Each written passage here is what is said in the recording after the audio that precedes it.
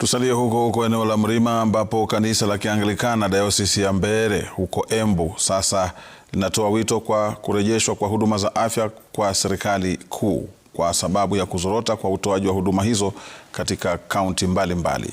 Akizungumza katika soko la Ishiara, askofu wa kanisa la Kianglikana Dayosisi ya Mbeere Moses Mashamba alisema wananchi wamechoshwa na hali duni ya huduma katika hospitali ya Ishiara Level 4 ambapo maandamano ya hivi karibuni yaligeuka kuwa maafa baada ya waandamanaji watatu kuuawa kwa kupigwa risasi na polisi. Changamoto ya mahospitali na challenge ile tuko nayo ya afya kama hiyo Ishiara, tumeona watu wakurushiana maneno ya blaming each other.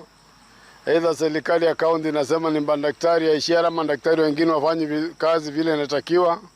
Madaktari nao wanasema ni serikali, community nasema ni huyu. Hiyo pia haitatusaidia sana. Ile iko ni washikadau, watu washikane na suluhu ipatikane.